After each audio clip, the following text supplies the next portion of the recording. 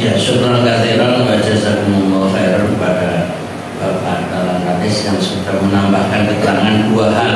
Satu, informasi dari Profesor Yakub yang lebih cenderung barangkali ada makhluk sebelum Nabi Adam, cuma spesiesnya yang berbeda, dan itu sejalan dengan tafsir Al-Marawi. Artinya yang disampaikan tadi sejalan dengan apa yang disampaikan oleh Al-Marawi dalam tafsirnya. Ya sah-sah saja. Ya silakan untuk bisa direnungkan kembali. Kemudian yang kedua, tambahan tambang. Ini tanda tanya besar. Ya monggo yang mengikuti perkembangan paham maksudnya. Tapi bagi yang tidak membaca dan mengikuti informasi, ya mungkin apa sih balik cerita ini? Ya itu urusan politik, politik ekonomi antara pemerintah dan ormas Islam, Muhammadiyah, NU dan lain sebagainya diberi. Tambahan sedikit. Ternyata bukan tambahan baru, bekas tambang.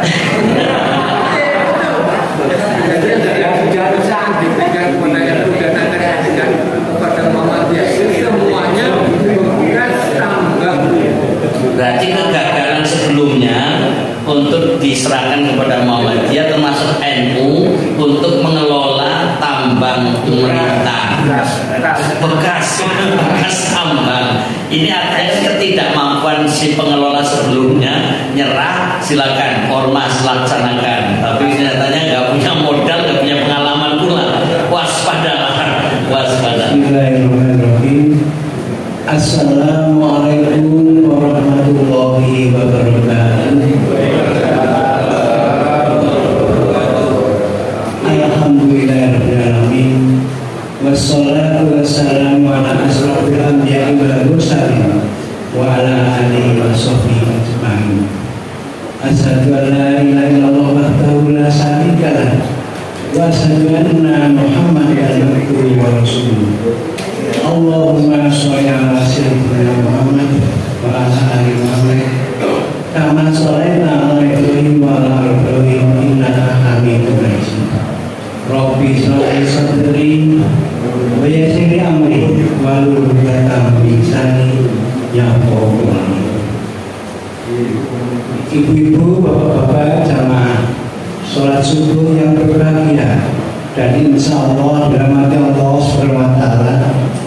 Marilah yang pertama dan yang utama, kita selalu tidak henti-hentinya bersyukur kepada Allah Subhanahu wa Ta'ala, karena pada pagi hari ini kita masih diberi kenikmatan, utamanya kenikmatan kesehatan, kenikmatan Islam dan iman, sehingga kita bisa menghadiri sholat subuh berjamaah dan insya Allah nanti dilanjutkan dengan kajian kata suci.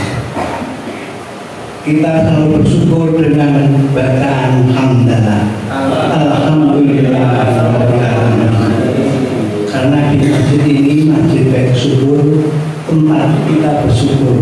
Dan alhamdulillah pada pagi hari ini nanti akan ada santapan dua, yaitu pertama santapan rohani dari Al-Ustaz Furqan Hasbi, dan yang kedua santapan jasmani yang telah disediakan oleh hamba Allah pejuang subuh. Semoga para pejuang subuh mendapat ridho dari Allah dan mendapat barokah dari apa yang diselenggarakan. Jamaah sholat subuh yang berbahagia dan insya Allah dirahmati Allah Subhanahu wa Ta'ala, untuk meningkat waktu karena Al-Ustaz telah hadir di tengah kita, marilah kajian ibadah subuh pada hari ini Jumat tanggal 2 Agustus 2024 kita awali bersama dengan bacaan basmalah. Bismillahirrahmanirrahim. Selanjutnya kepada Ustaz Furqan kami persilahkan. Assalamualaikum warahmatullahi wabarakatuh.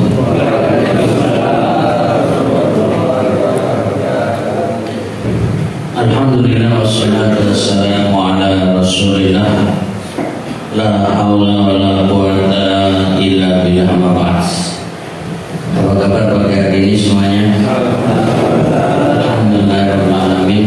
Kita bisa menggunakan waktu subuh dengan taqarrub ila Allah, mendekatkan diri kepada Allah, baik dengan sholat maupun dengan thalabul ilmi, yaitu membaca kitab tafsir Al-Maradi. Yang terakhir kita sudah sampai pada surat Al-Baqarah ayat berapa terakhir? 30, tapi belum sampai membaca tafsirnya ya. Berarti kita akan membaca terlebih dahulu ayatnya, kemudian terjemahannya, lalu kita akan lanjut di tafsirnya halaman 72. Halaman 72. Baik. Ya. Sama rahmatullah, kita bersyukur kepada Allah Ta'ala dan juga bersalawat untuk Rasulullah Muhammad Sallallahu Alaihi Wasallam yang telah mengajarkan Islam baik melalui Al-Quran, perkataan maupun keteladanan. Mari kita baca terlebih dahulu ayat 30 di halaman 69. A'udzu billahi minasy syaithanir rajim.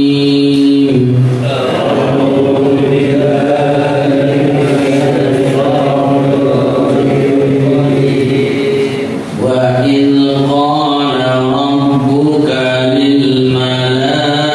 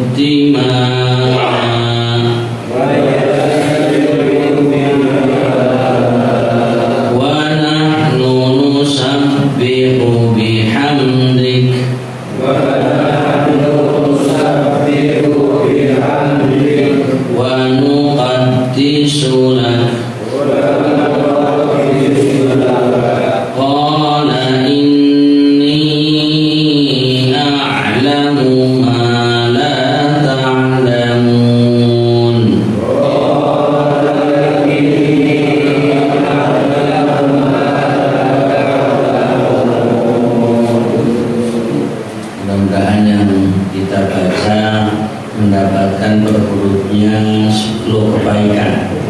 Amin. Terjemahan ayat 30 dari surat Al-Baqarah. Dan ingatlah tatkala Tuhanmu berfirman kepada para malaikat, sungguh aku akan jadikan seorang khalifah di bumi. Mereka berkata, apakah engkau akan jadikan di sana orang yang akan berbuat kerusakan di atasnya dan menumpahkan darah, padahal kami senantiasa bertasbih dengan memuji engkau dan mengagungkan engkau.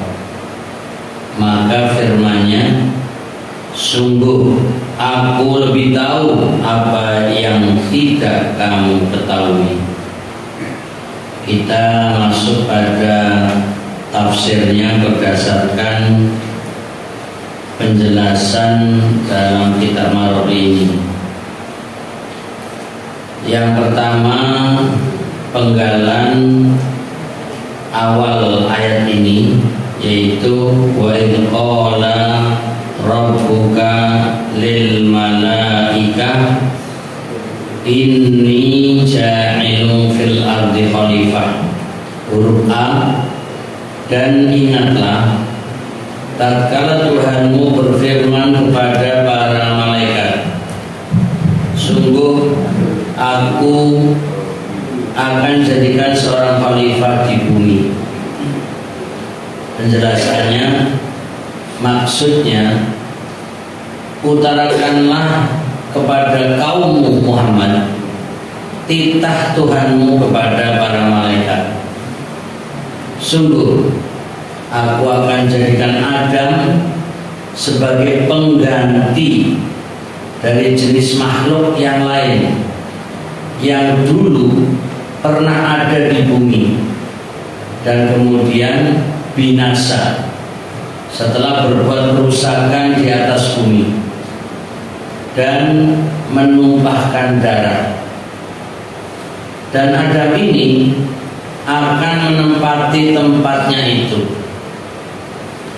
Pengertian ini ditunjukkan oleh firman Allah yang disebut setelah menuturkan pembinasaan generasi-generasi dahulu pada surat Yunus, surat yang ke-10 ayat 13 sampai ayat 14. Bisa dibuka surat Yunus ayat 13 sampai ayat 14. Baik, jamaah rahmatullah, bahwa dalam penafsiran ini ada informasi berkaitan dengan bumi sudah ada penghuninya sebelum Nabi Adam alaihissalam, dan ini dikaitkan dengan surat Yunus, surat yang ke-10 ayat 13, yaitu disebutkan a'udzu billahi minasyaitonir rajim wa laqad ahlaknal quruna min qablikum lamma dzalamu, dan sungguh kami telah membinasakan umat-umat sebelum kamu ketika mereka berbuat zalim. Wa ja'atuhum rusuluhum bil bayyinat wa ma kanu liyu'minu. Padahal para rasul mereka telah datang membawa keterangan-keterangan yang nyata, tetapi mereka sama sekali tidak mau beriman. Kadzalika najzil qaumal mujrimin. Demikianlah kami memberi balasan kepada orang-orang yang berbuat dosa. Ayat 14 dari surat Yunus, "Tsumma ja'alnakum khala'ifa fil ardi min ba'dihim linanzura kaifa ta'malun." Kemudian kami jadikan kamu sebagai pengganti-pengganti mereka di bumi setelah mereka untuk kami lihat bagaimana kamu berbuat. Ini satu penafsiran berkaitan dengan keberadaan makhluk ya, sebelum Nabi Adam. Allah alam dalam hal ini. Sementara waktu kita meyakini bahwa manusia pertama di bumi adalah Adam alaihissalam, tapi dengan mendapatkan keterangan ini menjadi hal yang kita bayangkan, berarti sebelum ada Nabi Adam alaihissalam sudah ada makhluk ya, yang dijelaskan di sini yaitu makhluk yang lain yang dulu pernah ada di bumi. Artinya dianggap ada makhluk yang sudah hidup di bumi. Lalu mengkaitkan penjelasan ini dengan surat Yunus yang disebutkan walaqad ahlaknal quruna min qablikum, dan sungguh kami telah membinasakan umat-umat sebelum kamu, ya, lama dalam ketika mereka berbuat zalim. Kita dalam membaca bisa sepakat, bisa tidak. Artinya kita berusaha netral, ya. Artinya kalau memang ini benar, ya kita terima. Tapi kalau tidak sepaham, boleh kita mengkaji kembali apa yang disebutkan. Saya ingin nanya dulu kepada para jamaah, selama ini yang diyakini Nabi Adam makhluk pertama di bumi, atau punya keyakinan sudah ada makhluk sebelumnya selama ini? Adam pertama kan di muka bumi. Nah, pertanyaan selanjutnya, terus penafsiran ini kita sudah mendapatkan informasi bahwa ada makhluk sebelum Nabi Adam, ini mau disetujui atau kita kaji kembali ini? Jadi artinya kita boleh sepakat dengan penafsiran ini, tapi ya boleh kita tidak serta-merta penafsiran ini langsung kita mesti terima gitu. Namanya juga tafsir. Bisa saja ulama lain dalam menafsirkan tidak seperti yang disebutkan di sini. Tapi kenyataannya yang kita baca buku Tafsir Al-Marawi menggambarkan adanya makhluk yang ada sebelum Nabi Adam alaihissalam. Itu dikaitkan dengan kenapa malaikat kok sudah tahu bahwa atas alufiha mayufsidu fiha.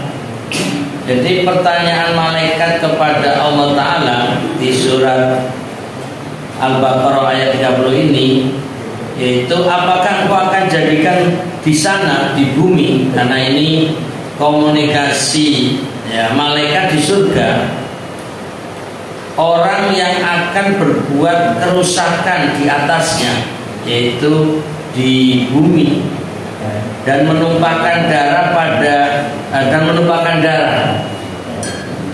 Nah, dari ayat ini kemudian orang dalam memahaminya berpikir, ini berarti malaikat sudah tahu, ya, apa yang terjadi di bumi. Pertanyaannya, kalau belum ada makhluk sebelumnya, bagaimana malaikat tahu? Lalu timbul dugaan, berarti malaikat berpengalaman melihat kejadian di bumi, ya, sudah pernah ada makhluk yang berbuat zalim. Yang makna zalim di sini ditafsirkan oleh malaikat dengan kata yufsidu, yaitu merusak, yasfikud dima, menumpahkan darah. Nah, maka penafsir di sini ingin mengkaitkan, berarti ada generasi yang hidup sebelum Nabi Adam alaihissalam, lalu ditampilkan sebagai dalil, sebagai bukti kebenaran tafsirnya dengan mengutip surat Yunus ayat 13 dan 14. Ini menggiring pemahamannya biar kita percaya dengan dalil ini. Nah, sekarang kita amati dalil surat Yunus ayat 13. Apakah ayat tersebut bermaksud makhluk sebelum Nabi Adam atau justru makhluk setelah Nabi Adam? Nah, ini pertanyaan. Ini yang diajak bicara kan sudah ahli tafsir semua nih. Jadi biar sama-sama berpikir gitu. Coba amati surat Yunus. Jadi kalau memang ayat 13 di surat Yunus itu maksudnya adalah makhluk sebelum Nabi Adam, berarti penafsiran di tafsir Al-Marawi ini benar. Tapi kalau ayat 13 di surat Yunus dan juga ayat 14 itu maksudnya justru makhluk yang namanya manusia hidupnya setelah Nabi Adam, maka penafsiran ini belum tentu bisa dibenarkan. Karena dalam ayat 13 surat Yunus ada kata-kata waja'athum rusuluhum. Jadi setelah awal ayat walaqad ahlakna quruna min qablikum, dan sungguh kami telah membinasakan umat-umat sebelum kamu. Jadi kata-kata umat-umat sebelum kamu ini siapa? Apakah umat yang dimaksud sebelum Nabi Adam? Sehingga penafsiran ini bahwa ada makhluk sebelum Nabi Adam bisa diterima. Tapi kalau yang dimaksud umat-umat ya, sebelum kamu, itu artinya sebelum Nabi Muhammad Sallallahu Alaihi Wasallam, tapi setelah Nabi Adam. Berarti ayat ini tidak ada hubungan dengan pengertian ada umat sebelum Nabi Adam alaihissalam. Gimana? Mulai merenung atau saking mendalamnya sampai terpejam mata ya. Jadi ini artinya kita boleh menganalisa kembali ya, tidak kemudian ketika kita baca satu tafsir 100% langsung kita terima ya. Namanya juga penafsiran, bisa diterima bisa juga ditolak. Tapi penolakan itu sendiri tidak sembarangan, harus pakai dalil-dalil untuk membantah dan mematahkan dalil itu sendiri. Kira-kira bisa kan Bapak Ibu? Ya, kayaknya wajah-wajah meyakinkan di sini. Pagi-pagi suruh mengajak dialog penafsiran. Jadi artinya sementara waktu kita suka membaca, mendengar dan menerima. Tapi di saat yang lain boleh kita membaca, memahami, lalu mengkritisi, itu bisa. Dan itulah justru tradisi ulama. Jadi menyimak, mendengarkan, memahami pendapat orang lain, dan kalau sepaham berarti menerimanya. Tapi kalau tidak sepaham bisa mengkritisi dan mendatangkan dalil lain untuk mematahkan pendapat tersebut. Tapi ini bukan berarti kita langsung berarti tafsir ini salah, atau berarti di dalam kitab Al-Maraghi ini nggak benar. Ya nggak serta merta begitu. Dalam masalah penafsiran ini yang perlu kita tinjau ulang. Apakah kita mau menerima yang selama ini kita pahami Nabi Adam adalah manusia pertama di bumi, tapi kemudian dalam penafsiran ini Nabi Adam adalah khalifah, yaitu manusia pengganti. Jadi menafsirkan khalifah adalah pengganti, berarti keberadaan Nabi Adam adalah pengganti, yaitu pengganti makhluk sebelumnya. Terbukti malaikat menanyakan kepada Allah, apa kamu menjadikan ya pengganti yang merusak ya. Karena sebelumnya sudah pernah merusak, lalu didatangkan pengganti yang juga kemungkinan sama saja. Kalau bahasa sederhananya kok malaikat kayak trauma ini. Sudah pernah ada lalu datang, ini nanti sama saja yufsidu fiha wa yasfikud dima'a. Jadi merusak di muka bumi dan menumpahkan darah. Nah ini yang perlu kita kaji adalah pendalilan ayatnya. Karena surat Yunus ayat 13 itu ada kata-kata waja'athum rusuluhum bil bayinat. Kalau ayat ini sebagai dalil bahwa ada makhluk hidup sebelum Nabi Adam, berarti sebelumnya juga ada Rasul. Berarti ada dakwah, ada al-bayinat, kitab-kitab suci. Nah ini yang perlu kita pertanyakan. Dan mereka yang didatangi para malaikat, para nabi, para rasul, dengan membawa al-bayyinah, yaitu keterangan yang nyata, bisa saja berupa kitab-kitab suci. Mereka wa makanu liyu'minu, tapi kenyataannya mereka sama sekali tidak mau beriman. Jadi generasi itu tidak mau beriman. Ini kalau dipahami terkait dengan umat sebelum Nabi Adam. Tapi kalau pengertiannya adalah ayat ini disampaikan kepada Nabi Muhammad Sallallahu Alaihi Wasallam yang untuk disampaikan kepada umat Islam, yang maksudnya gambaran generasi-generasi terdahulu adalah generasi sebelum umat Islam. Ya, seperti pernah di zaman Nabi Nuh itu dimusnahkan dengan banjir, dan itu peristiwa setelah Nabi Adam alaihissalam. Kemudian di zaman Nabi Soleh itu juga kemudian umat yang membangkang dimusnahkan dengan dibolak-balikannya bumi, bahkan terbakar rumah-rumah yang terbuat dari batu-batu di pegunungan sehingga gosong.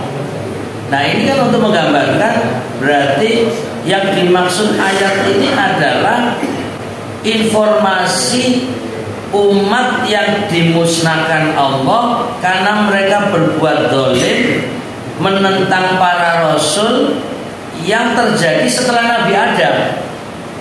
Artinya pendalilan ayat ini untuk menyatakan ada umat sebelum Nabi Adam, ayat ininya benar, ayatnya benar, tapi penempatannya yang tidak benar. Kira-kira mulai jenengan tergiring oleh kitab tafsir Al-Marawi atau tergiring oleh penjelasan saya? Monggo pilih saja dulu. Jadi saya sendiri mulai mengkaji, benarkah penafsiran ini? Gitu loh. Ya, kalau sekiranya jenengan merasa cocok dengan penafsiran Al-Marawi, ya monggo saja, silakan. Tapi saya masih perlu mendalami kebenaran tafsir ini.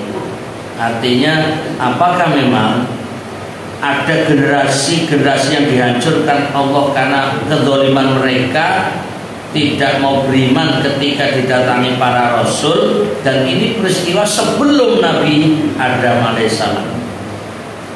Kemudian pada ayat selanjutnya, di ayat masih surat Yunus tadi, ingin mengkaji lanjutan, kadzalika nadzil qaumal mujrimin, ya, demikianlah kami memberi balasan kepada orang-orang yang berbuat dosa. Jadi kalau yang dimaksud ayat ini adalah generasi sebelum Nabi Adam, mereka juga diberi balasan itu berupa penghancuran, seakan-akan balasan di dunia atau di muka bumi, sehingga mereka dimusnahkan akibat mereka mujrimin, yaitu berbuat dosa.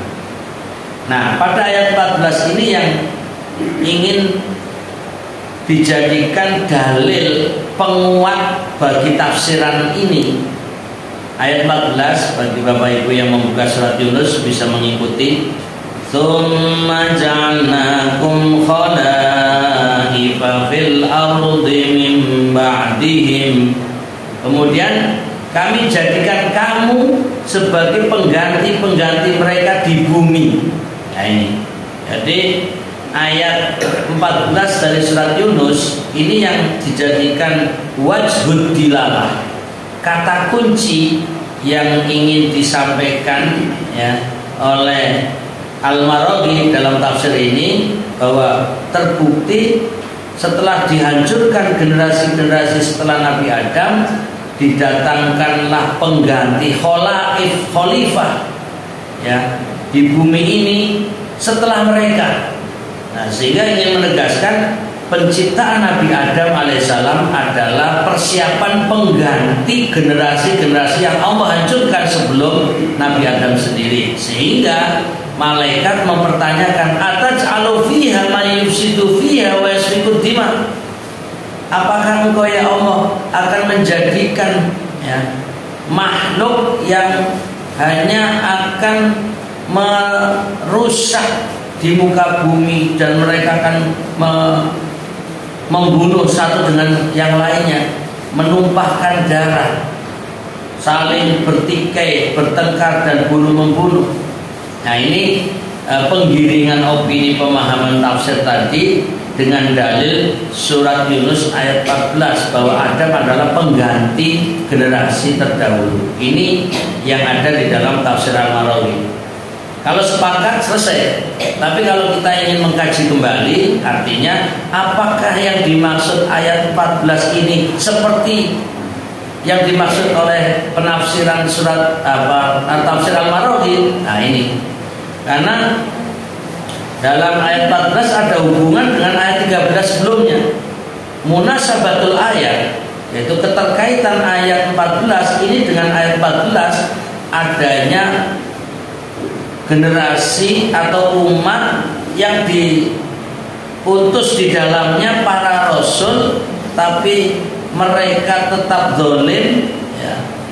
Mereka membangkang kebenaran, menolak kebenaran, lalu Allah musnahkan, maka didatangkanlah generasi-generasi pengganti. Tapi pengganti ini adalah manusia-manusia yang hidup setelah Nabi Adam. Nah, ini beda sudut pandang di antara Al-Marawi dalam tafsirnya ingin mengatakan khalaif, pengganti fil ardi di bumi ini adalah Nabi Adam yang sebagai pengganti sebelumnya.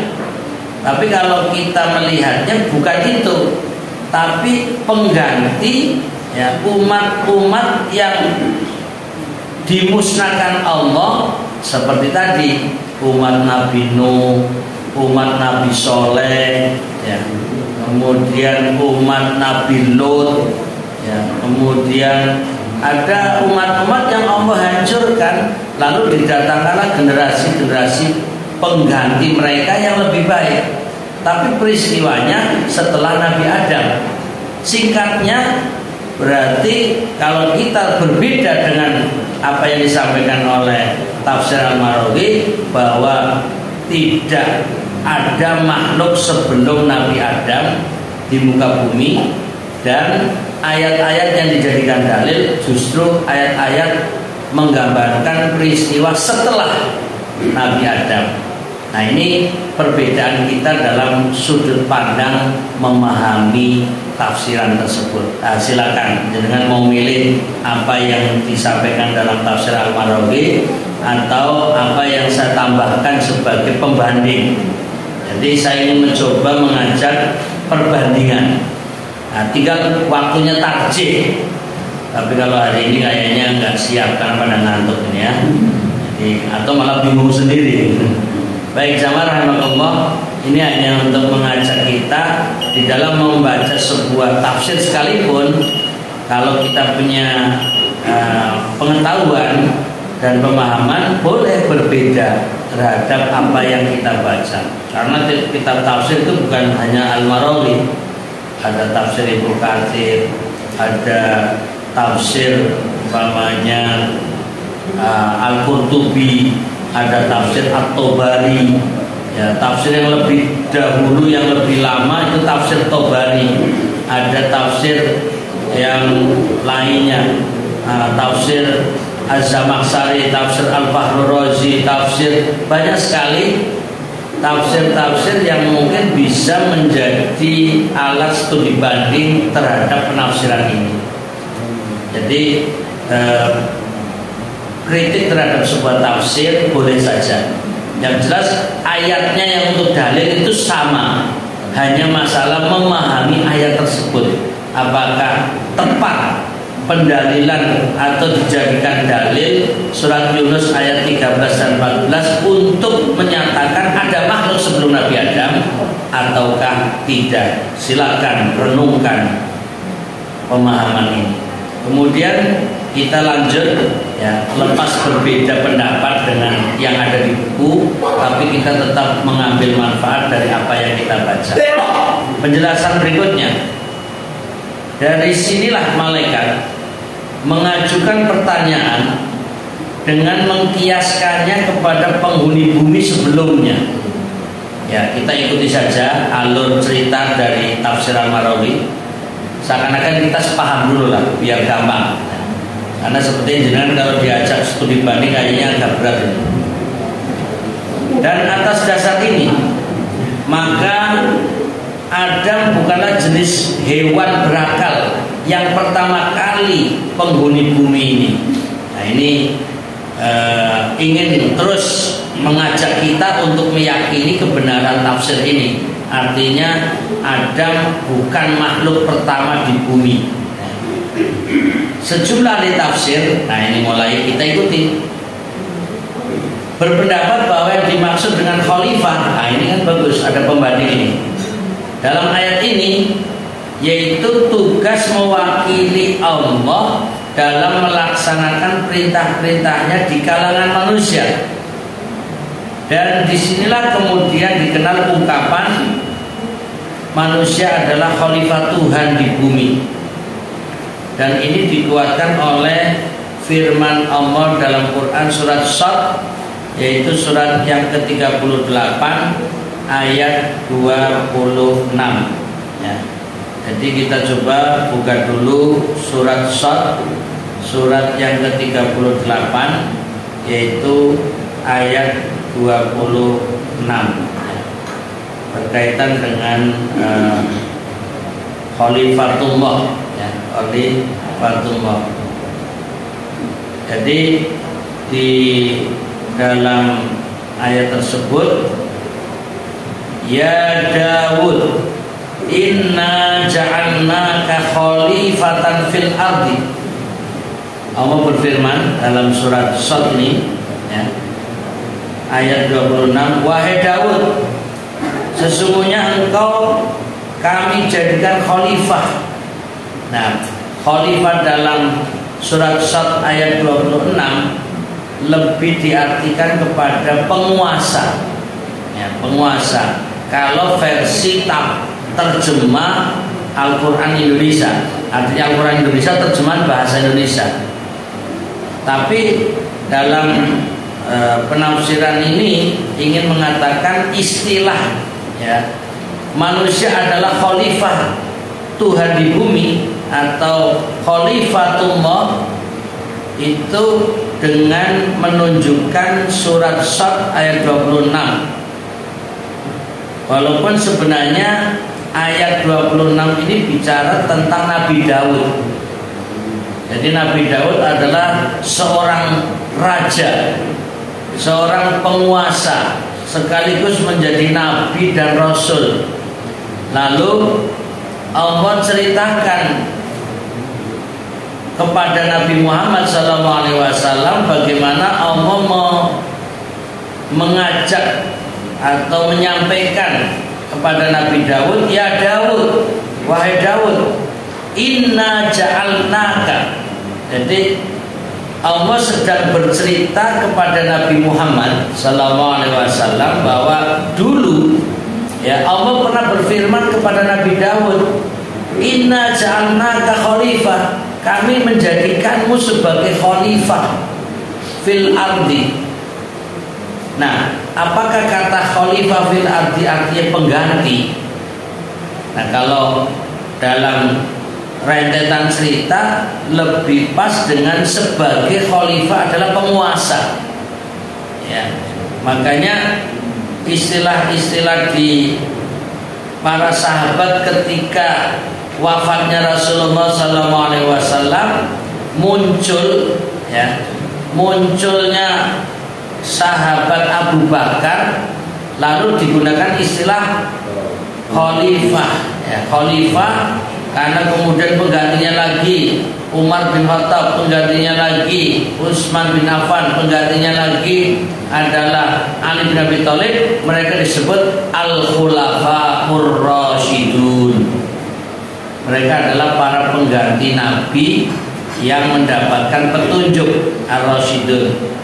Sekaligus mereka pengganti dalam kekuasaan, dalam pengelola, ya katakanlah negara. Ini sebenarnya dalam Islam juga mengenal bagaimana mengelola negara, atau juga ada politik Islam, ya, ada politik Islam. Ini sisipan biar kita juga jangan anti politik, karena ada sebagian orang mengajarkan jangan bicara politik, seakan-akan politik ini bukan dari Islam, atau seakan-akan kalau bicara politik ini bicara duniawi. Lalu ada yang mengkritik, kalau masjid itu ngomong politik gitu. Jadi seakan-akan politik ini tidak boleh dibawa-bawa ke dalam ajaran Islam, tidak boleh disampaikan dalam pengajian. Ini juga bisa menyesatkan, karena sebenarnya dalam Islam ada pembahasan tentang politik Islam. Ya, kita bicara tentang Fir'aun, itu juga bicara tentang kekuasaan. Bicara tentang Namrud, itu juga kekuasaan. Jadi artinya ada para penguasa yang diceritakan dalam Al-Quran, lalu datanglah ya putusan Allah yang mengajak pembenahan kekuasaan itu, atau kalau boleh dibilang kasarnya penentang para penguasa, termasuk Nabi Musa menentang Fir'aun, Nabi Nuh, Nabi Ibrahim terhadap Namrud, dan lain sebagainya. Bahkan Allah juga menegaskan adanya penguasa di kalangan orang-orang beriman, Nabi Dawud, Nabi Sulaiman. Ini kan artinya ada kekuasaan, berarti ada perpolitikan. Nah, ini biar untuk menambahkan ketegasan, jangan anti politik. Jangan lalu mengkaitkan, wah ini kok pengajian bicara politik, berarti bicara keduniaan. Nah, ini menunjukkan kurang wawasan. Ini sisipan saja. Jadi kembali bahwa ayat 26 dari surat Shad ini ingin disampaikan dalam tafsir Al-Maraghi bahwa manusia itu adalah khalifah Tuhan di bumi, dan ini sebagai dalil penguat. Walaupun sebenarnya ayatnya bicara tentang Nabi Dawud alaihissalam sebagai khalifah fil ardi, artinya adalah penguasa di bumi. Nah, ini juga sedikit beda penafsiran. Tapi ya sudah, kita ikuti bahwa manusia adalah khalifah, ya, yaitu khalifah Tuhan di bumi. Artinya dijelaskan sebagai tadi yang dimaksud dengan khalifah pada ayat ini tugas mewakili Allah. Jadi diartikan tugas mewakili Allah. Selanjutnya waktu kurang 5 menit. Pengangkatan sebagai khalifah ini mencakup pengangkatan sebagian di antara manusia atas sebagian yang lain dengan cara mewahyukan syariat-syariatnya melalui para rasul yang terpilih di antara mereka agar bertindak sebagai wakilnya.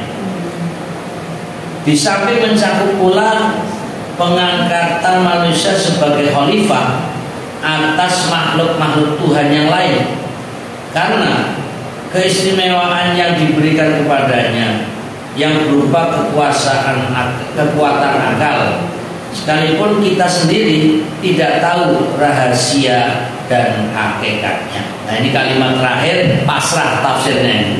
Sekalipun kita sendiri tidak tahu, ya, rahasia dan hakikatnya. Kita boleh menafsirkan, tapi pada akhirnya Allahu a'lam, hanya Allah yang tahu maksudnya. Dengan kekuatan akal ini, manusia tidak terbatas kesediaan dan ilmunya. Ia bertindak di alam ini dengan tindakan yang tiada terbatas. Ia ciptakan penemuan dan dikelolanya barang-barang tambang, tumbuhan, daratan, lautan, dan udara. Nah, ini, jadi ini ada kata-kata tambang. Jadi sedikit terbayang-bayang ada pihak-pihak yang ingin diberi pengelolaan tambang. Nah, ini Ini hanya sisipan saja. Apakah organisasi-organisasi masyarakat, khususnya organisasi Islam, siap mengelola tambang-tambang yang ditawarkan itu? Nah, ini sedikit bicara politik juga. Apakah ini tambang-tambang yang ditawarkan untuk dikelola oleh ormas-ormas keagamaan di Indonesia, khususnya ormas-ormas Islam, mampukah mengelola? Kemudian nanti akan mendapatkan hasil yang diharapkan, ataukah ini hanya jebakan-jebakan Batman? Jadi ini juga perlu waspada. Ya, kayaknya wah ini pihak pemerintah ingin menawarkan kebaikan. Silakan ormas, ini tambang, garap. Yang ormas lain silakan kerjakan. Nanti hasilnya bisa dibagi-bagi, bisa digunakan untuk keperluan organisasi. Apakah ini karena ketidakmampuan pemerintah mengelola tambang itu sehingga diserahkan kepada rakyatnya? Silakan, seakan-akan kebaikan, padahal itu ketidakmampuan. Waspadalah, perlu renungan. Juga apakah nanti jebakan-jebakan ini akhirnya ormas-ormas tidak bisa berkutik dan tidak kritis lagi terhadap penguasa? Nah, ini perlu kita juga waspadai. Nah, ini sisipan-sisipan saja. Jadi biar kita juga menjadi pengamat dan menjadi semacam untuk mengikuti perkembangan. Ini gara-gara ada kata tambang. Jadi dikelola barang-barang tambang, tumbuhan, daratan, lautan, dan udara. Ia rubah tanah yang tandus dan gersang menjadi subur, sukar menjadi mudah, dan dengan polinasi ia lahirkan pasangan-pasangan tumbuhan yang belum pernah ada sebelumnya. Ini apa nih polinasi? Ia kelola berbagai jenis binatang menurut kesukaannya. Jadi ingin menggambarkan bahwa manusia diberi kebebasan untuk mengelola bumi, mau itu di atas bumi, mau itu yang ada di dalam perut bumi, silahkan. Manusia tidak terbatas untuk mengelolanya. Tapi itu semua tetap berstatus khalifah. Khalifatullah itu wakil Allah, yang mana maksudnya untuk melaksanakan tugas mewakili Allah. Lanjut. Dan tiada bukti yang paling jelas tentang hikmah kebijaksanaan Allah dibandingkan dengan mengangkat manusia yang dianugerahi karunia-karunia khusus ini sebagai khalifah di bumi, yang akan menampakkan keajaiban-keajaiban dan rahasia-rahasia ciptaannya. Ini juga sekaligus bahwa sesungguhnya di dalam Al-Quran itu bukan hanya bicara tentang sholat, bukan bicara saja tentang puasa, bukan hanya bicara tentang zakat, tapi juga bicara tentang tambang tadi, bicara tentang pertumbuhan, ilmu biologi itu ada dalam Al-Quran, ilmu astronomi itu ada dalam Al-Quran, ilmu tentang isi bumi Allah pun mengabarkan, bicara tentang kelautan Allah pun menyampaikan dengan ayat-ayatnya. Bahkan kalau kita mau perhatikan, justru ayat-ayat tentang alam semesta untuk mentadaburi apa yang ada, dan itu bisa dikaitkan dengan ilmu-ilmu pengetahuan modern sekalipun. Itu justru ayat-ayat makkiyah untuk merenungi tentang gunung, untuk memikirkan tentang langit, tentang matahari, tentang bintang, tentang bulan, angin, dan lain sebagainya. Itu pada umumnya ayat-ayat makkiyah. Dan kalau kita total dari 114 surat dalam seluruh surat dalam Al-Quran, itu ada 85 surat makkiyah. Jadi sebenarnya ayat-ayat makkiyah atau surat-surat makkiyah lebih banyak, dan isinya untuk merenungi, untuk memikirkan, untuk mengelola apa yang ada di alam semesta ini. Singkatnya, Al-Quran bicara tentang ilmu pengetahuan. Jadi jangan berpikir bahwa membaca Al-Quran itu hanya satu, cari pahala, titik. Tapi di samping mendapatkan pahala, juga memikirkan apa yang kita baca dalam ayat itu. Lalu kalau dikaitkan dengan ilmu-ilmu pengetahuan, bahwa Al-Quran juga bicara tentang kesehatan, ya, Al-Quran bicara tentang ekonomi, Al-Quran bicara termasuk tentang politik. Jadi biar kita jangan terlena bahwa mari kita baca Al-Quran biar mendapatkan pahala dari Allah, lalu berhenti seakan-akan Al-Quran hanya sebagai bacaan mencari pahala saja. Tapi seharusnya bukan hanya mencari pahala ketika membaca Al-Quran, tapi ambillah pelajaran, ambillah hikmah, dan kembangkan dari apa yang diisyaratkan Allah dalam ayat Al-Quran. Seperti tadi malam saya ngisi pengajian di Banyuanyar, ya, PRM Banyuanyar. Di sana kebetulan tafsir juga. Nah, itu tentang bagaimana cerita Fir'aun dan Nabi Musa. Itu hal yang sudah populer di antara kita atau kalangan umat Islam, yang kemudian Allah perintahkan wadrib, ya, idrib bi'asoka al-bahr. Musa, pukulkanlah tongkatmu ke lautan. Nah, ini akhirnya terbelahlah lautan itu menjadi jalan yang kemudian bisa dilewati. Lalu pertanyaannya, apakah ayat ini hanya sebagai cerita dan dongeng? Apakah ayat ini kalau kita baca kemudian semoga dengan baca ayat ini kita dapat pahala? Ataukah bisa kita mengambil hikmah dan pelajaran sehingga terinspirasi? Ternyata lautan pun bisa dibelah. Terlepas ini tongkat adalah mukjizat yang Allah berikan untuk membelah lautan, tapi sebenarnya secara tidak langsung ayat ini menginspirasi kepada manusia. Hai manusia, berakallah, berpikirlah, lautan pun bisa jadi jalanan, bisa dibikin jalan tol. Tapi masalahnya, mampukah manusia merubah, ya, laut menjadi jalan tol? Tapi ternyata ada sebagian umat yang malah kadang tidak baca Al-Quran, menjadikan lautan pun jadi jalan kereta api di bawah laut. Coba, berarti umat Islam yang diberi penjelasan-penjelasan dalam Al-Quran kadang tidak berpikir membuat jalan di lautan, malah yang mereka tidak baca Al-Quran mampu menembus lautan sebagai jalan. Nah, ini artinya ketertinggalan umat Islam karena hanya terbatas bacalah Al-Quran agar dapat pahala, titik, tidak berkembang. Afala tatafakkarun, tidakkah kau berpikir? Afala ta'qilun, tidakkah kau berakal?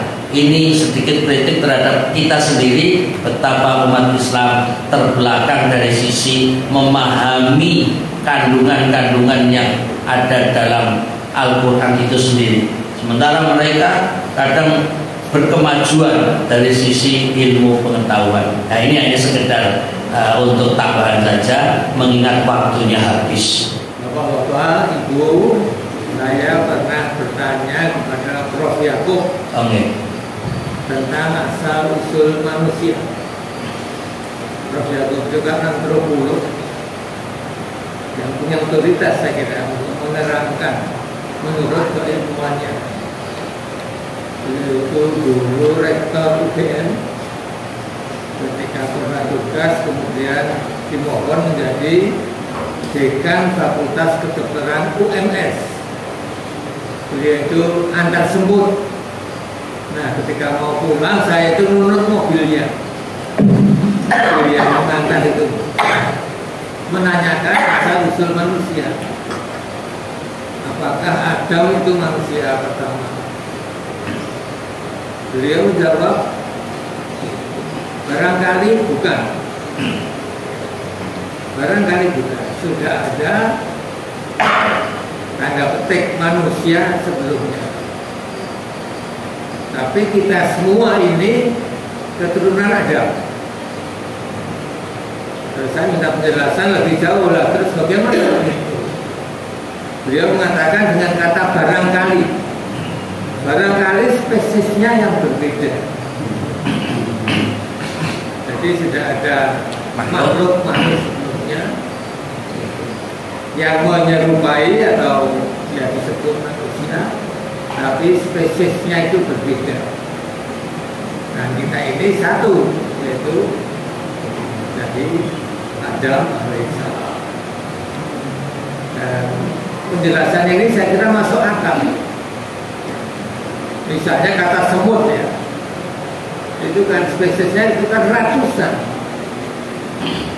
Juga kera sendiri pun kan juga barangkali berpuluh-puluh jenisnya.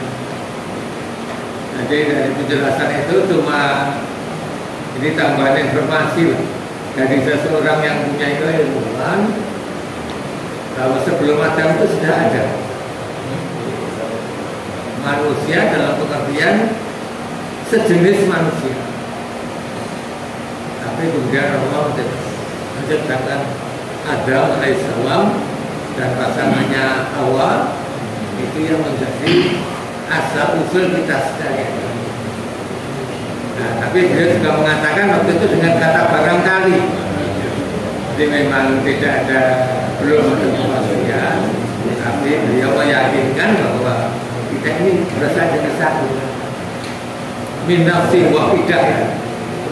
Kemudian Allah mengatakan pasangannya yaitu Siti Hawa. Tambah sedikit Ustaz. Masalah tambah. Menurut pendapat kami, punya hak untuk otoritas menyampaikan ini Bapak. Kalau menerima konsesi tambah itu punya 3 kendala. Satu, tidak punya modal, pasti sudah. Kemudian yang katanya yang Muhammadiyah kaya itu saja katanya, itu saya tahu nggak punya. Jadi ormas keagamaan itu satu nggak punya modal. Kemudian yang kedua, tidak punya ilmu dan teknologi, nggak punya lah. Bahkan dosen UGM itu mengatakan diberikan ke perguruan tinggi pun tidak bisa, karena ilmu pertambangan yang diajarkan di universitas dengan praktek itu berbeda katanya. Jadi kembali, satu tidak punya modal, dua tidak memiliki pengetahuan dan teknologi, apalagi yang detail, dan yang ketiga pasti tidak punya pengalaman, pasti. Sedangkan untuk membuat perumahan itu kan perlu pengalaman panjang ya. Kalau nggak percaya datang dapat dia gitu. Jadi kalau tiba-tiba itu nggak bisa. Jadi memang ini kontroversi kan, dua itu saja. Tapi maksud saya yang terpenting yang pertama loh. Bahwa asal usul kita ini dari Nabi Adam alaihissalam. Apakah ada manusia atau makhluk sebelumnya? Barangkali ada.